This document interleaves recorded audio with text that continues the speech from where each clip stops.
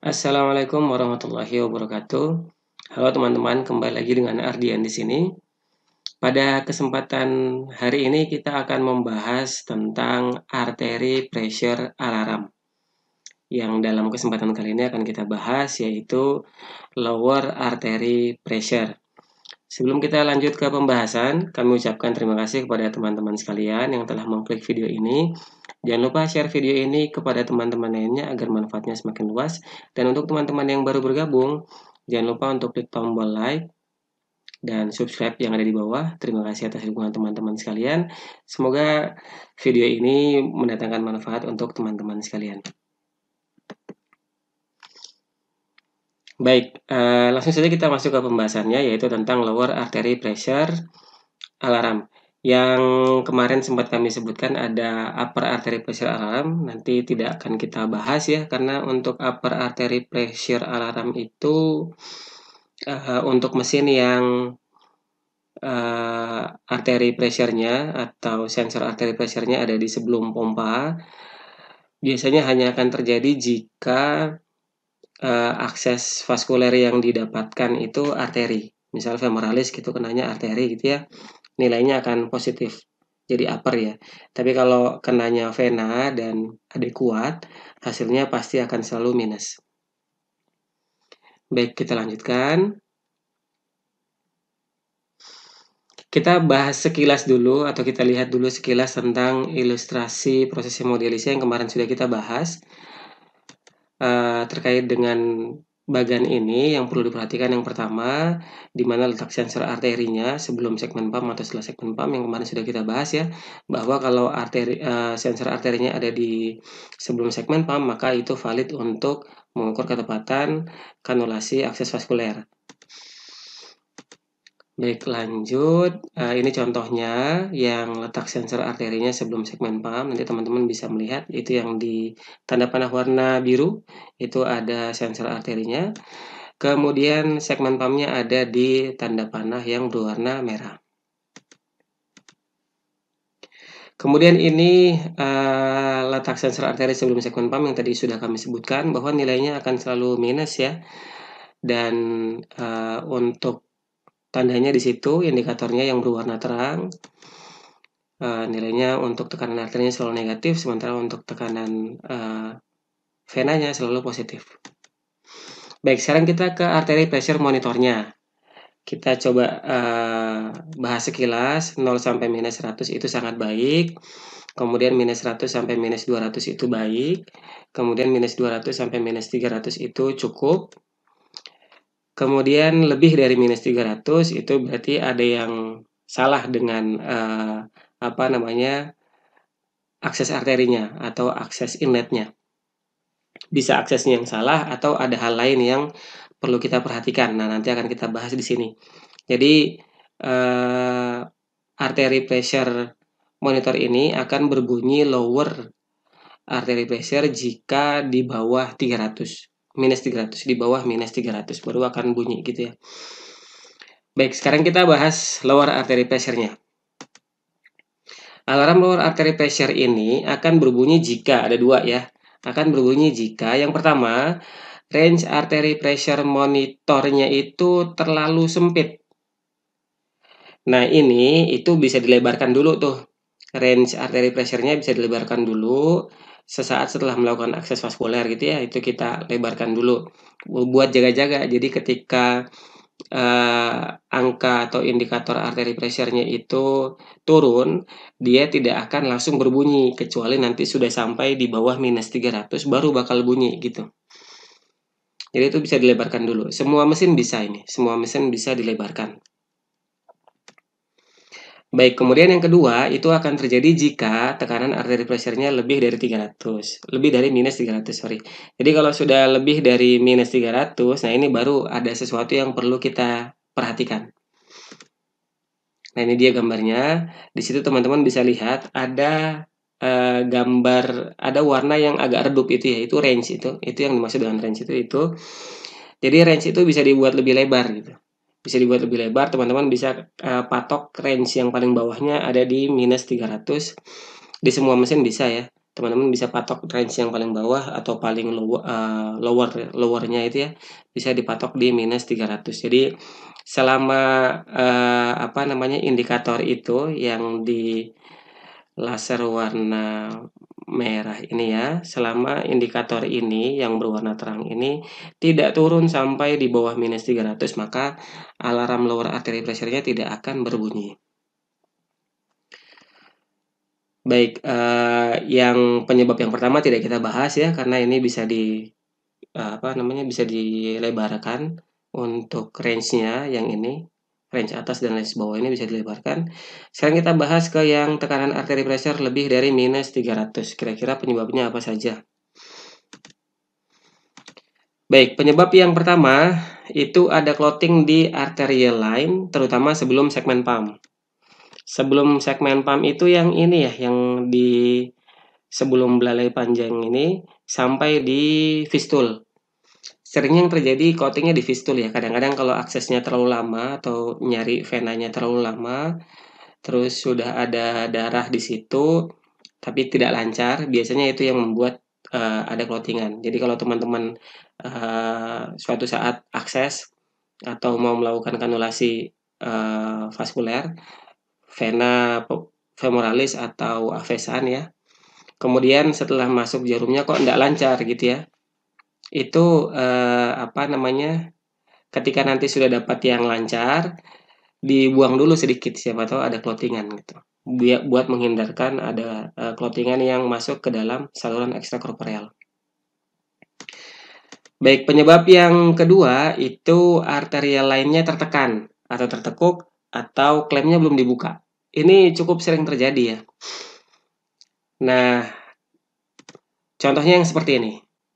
Untuk arterial lain tertekan, tertekuk itu paling sering terjadinya di pasien-pasien yang menggunakan avesan. Karena sudah bebas ya, jadi tangan bergerak ke sana kemari, terus pasien kadang duduk, kadang tidur. Kadang-kadang juga ada yang berdiri gitu ya. Kalau pas lagi kram gitu sambil berdiri biasanya digerak-gerakkan kakinya.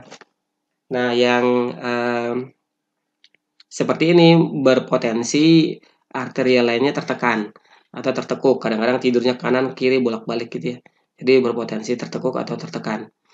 Nah, untuk yang klaim belum dibuka, itu seringnya terjadi pada pasien dengan akses femoral.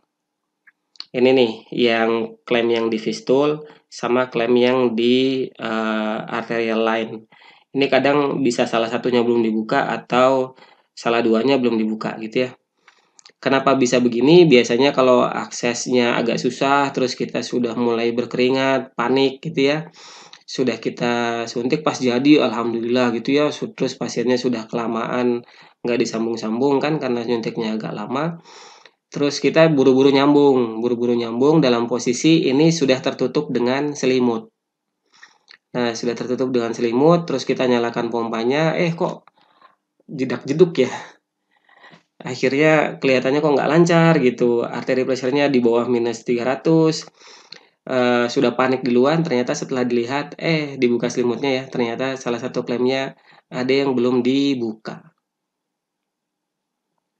Ini contoh yang klaim belum dibuka yang sering terjadi. Baik, kemudian kita lanjut ke penyebab yang ketiga. Penyebab yang ketiga yang cukup sering terjadi itu cardiac output-nya kecil disebabkan karena hipotensi atau cardiac arrest. Pasien-pasien cuci darah kan biasanya kalau yang sudah agak lama itu ya, terus ada edem, biasanya minta tarikannya banyak, sementara jantungnya sudah sulit mengkompensasi. Jadi akhirnya terjadi hipotensi. Yang perlu kita ingat lagi bahwa proses cuci darah itu yang kita lakukan, kita menarik cairan yang ada di dalam pembuluh darah ya teman-teman. Kita menarik cairan yang ada di dalam pembuluh darah, jadi ada resiko hipotensi di sana, makanya harus ada permainan elektrolit untuk menyeimbangkan tekanan dalam darah. Nah, nantinya kenapa cairan yang ada di kaki itu ya bahasanya ya, kaki yang bengkak gitu ya, itu bisa jadi kering, itu karena ada perbedaan tekanan atau karena ada perbedaan konsentrasi yang ada yang cairan yang ada di dalam pembuluh darah setelah kita tarik gitu ya.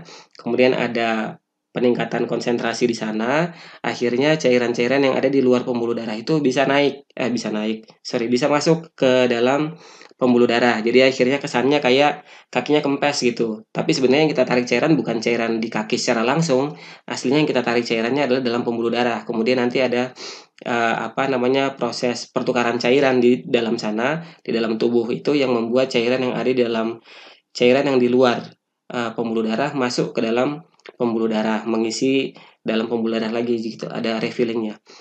Jadi kesannya kakinya kempes, tapi aslinya tidak secara langsung kita narik cairan kaki, bukan, tapi sebenarnya adalah cairan di dalam pembuluh darah. Baik, jadi kalau ada hipotensi itu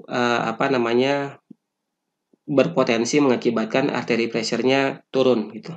Jadi di bawah 300. Biasanya ini yang kayak gini terjadi kalau kita sudah yakin betul tadi aksesnya bagus gitu ya, suntikannya bagus dan lancar, terus tiba-tiba sudah setengah jalan HD-nya, pasiennya ada mesinnya bunyi lower artery pressure gitu. Terus setelah kita cek pakai SPED lancar gitu ya. Nah, biasanya kemungkinan ada hipotensi. Karena tekanan di SPED kan tidak sekencang tekanan yang ada di pompa ya, yang ada di blood pump. Jadi biasanya di SPED lancar, di pompa tidak lancar, atau kadang-kadang di SPED kita tarik, waktu pas kita tarik kencang ada jedanya itu ya. Kemungkinan ada hipotensi. Jadi kalau terjadi yang seperti ini, kita sudah yakin betul tadi akses lancar dan tidak ada masalah. Kemudian ada terjadi lower artery pressure, jangan lupa ditensi. Siapa tahu tensinya turun. Baik, lanjut. Penyebab yang keempat, ini menurut pengalaman ya, itu menggigil. Kadang-kadang kan ada reaksi pirogenik ya. Kemudian pasien itu menggigil, kedinginan gitu ya, yang mengakibatkan vasokonstriksi dalam pembuluh darah. Jadi vasokonstriksi pembuluh darah ini membuat pembuluh darahnya jadi diameternya mengecil, akhirnya nggak kuat tuh untuk dipompa sama mesin, jadinya lower artery pressure. Yang kayak gini cukup sering terjadi sih, terutama untuk pasien-pasien yang avesannya diameternya tidak terlalu besar. Jadi ketika ada menggigil sedikit atau ada hipotensi itu langsung lower artery pressure. Kalau terjadi yang seperti ini sudah tahu karakteristik pasiennya avesannya diameternya kecil, jangan langsung buru-buru diutik-utik ya jarumnya gitu. Itu udah suntiknya susah gitu ya. Terus ada lower artery pressure ternyata bukan karena suntikannya, tapi karena ada faktor yang lain seperti tadi yang sebelumnya hipotensi atau ini menggigil, terus sudah kadung diutik-utik duluan gitu kan, nanti aksesnya jadi rusak ya, eman-eman. Kemudian yang terakhir, yang kelima, setelah kita pastikan itu tadi di depan nggak ada ya, barulah itu mungkin penyebabnya adalah masalah pada akses inlet. Jadi ketika sudah running HD, kita sudah yakin bahwa tadi aksesnya lancar, ketika ada lower artery pressure, coba hilangkan dulu potensi yang tadi di depan. Yang tadi ada hipotensi, yang tadi ada ketekuk atau ketekan atau klem belum dibuka, terus yang tadi ada menggigil, itu sudah dipastikan dulu masalahnya bukan itu. Nah, berarti mungkin masalahnya ada pada akses inlet. Disinilah teman-teman mulai untuk mencoba untuk memperbaiki aksesnya. Kalau terjadi hal yang seperti ini jangan diklaim ya sensor arterinya. Teman-teman perbaiki saja suntikannya, jangan diklaim. Karena kalau teman-teman mengklaim arteri sensornya, diklaim itu yang belalai panjang punya arteri sensor itu diklaim, nanti flow darahnya tidak adekuat, akhirnya lama-kelamaan akan terjadi lower venous pressure. Karena flow darahnya nggak adekuat kan ya, jadi akhirnya tekanan di venous pressure juga turun. Kalau tekanan venous pressure turun, nanti ada tuh yang suka ngeklaim juga tuh, tekanan venous pressure-nya diklaim juga tuh sensornya. Nanti sudah diklaim, akhirnya kan sudah sangat tidak adekuat tuh aliran darah di dalam saluran ekstrakorporeal, terlalu lambat. Nah, nanti lama-kelamaan kalau itu dibiarkan, kedua sensor sudah kita tutup, akhirnya jadi clotting gitu ya. Dan tanda-tanda clottingnya tidak terdeteksi secara dini. Nanti tahu-tahu clotting, darahnya sudah nggak bisa masuk. Jadi sangat tidak disarankan untuk diklaim sensor arteri dan sensor vena. Kalau ada keanehan silahkan dicek, kalau memang perlu diperbaiki. Jangan diklaim ya. Kecuali ada yang sensornya rusak. Kalau sensornya rusak jangan dibiarkan lama-lama ya. Segera hubungi vendor untuk diperbaiki. Baik, seperti itu untuk pembahasan pada kesempatan hari ini tentang lower artery pressure. Semoga bermanfaat. Jangan lupa share video ini kepada teman-teman yang lain agar manfaatnya semakin luas. Jangan lupa like dan subscribe agar kami semakin bersemangat untuk membuat video-video edukasi yang seperti ini tentang hemodialisa ataupun tentang yang lain. Terima kasih atas perhatian dan dukungan teman-teman sekalian. Sampai ketemu di video yang berikutnya. Assalamualaikum warahmatullahi wabarakatuh.